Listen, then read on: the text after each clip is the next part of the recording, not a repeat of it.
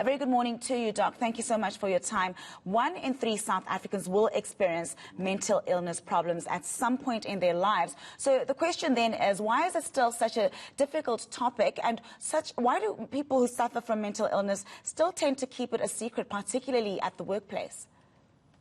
Well, I think the reason is stigma specifically. People are frequently ashamed because of the way that they think they will be perceived by people around them in their family, but also in the workplace. The fear that a lot of people have with mental illness is that they might be seen in a different way once they disclose that they have a mental illness, or that they will not be promoted, or that people will think that they're lazy. These are the things that we hear.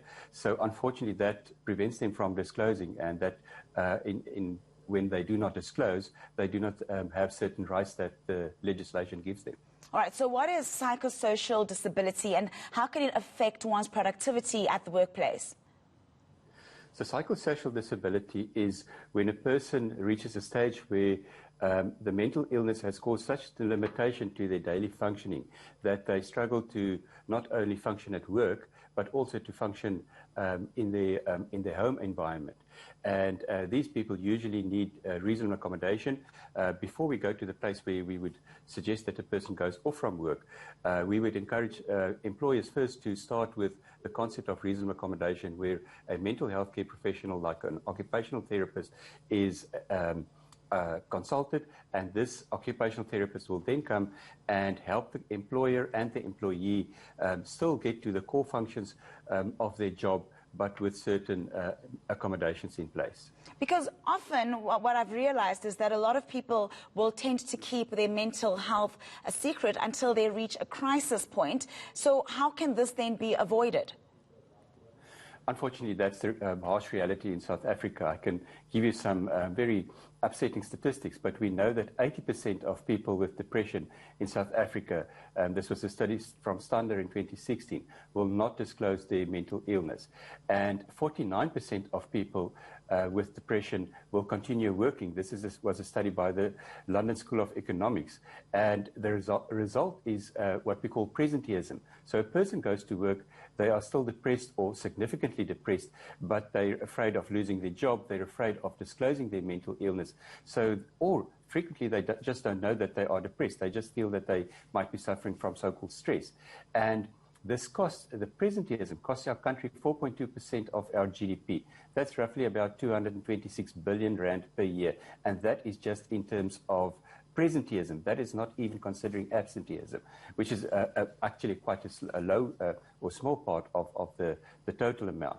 So we need to create psychologically safe spaces within the workplace, and that's a whole process where I would encourage employers to start workplace mental health programs, start appointing mental health champions at work who can daily consistently break down the stigma and create a space where an employee feels that he or her would be safe should they disclose their mental illness. And at the same time, what is quite interesting is that psychosocial disability doesn't necessarily always make one incompetent, because work can actually aid recovery, correct?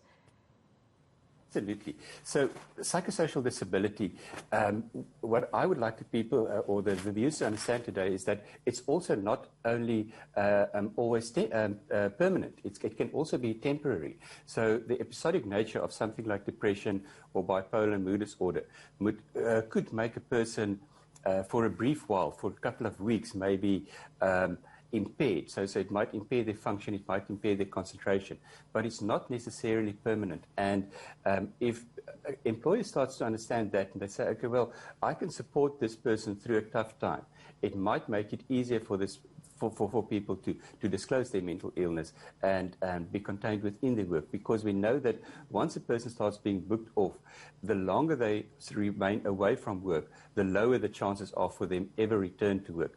And again, I can share some upsetting statistics in this regard. We know that if a person is away from work for 3 months, the chances of ever returning to work is about 50%. If a person is away from work for 6 months, the chances of ever returning to work is only 15%. So I would encourage healthcare professionals as well as doctors in general and employers to quickly get people back to work once they start being booked off on sick leave. Because the quicker we get them back at work, the quicker we can institute reasonable accommodative measures, the better for this person, because work actually is a protector against mental illness frequently. All right, thank you very much for that insight, Dr. Christoffel Grobler from the South African Society of Psychiatrists.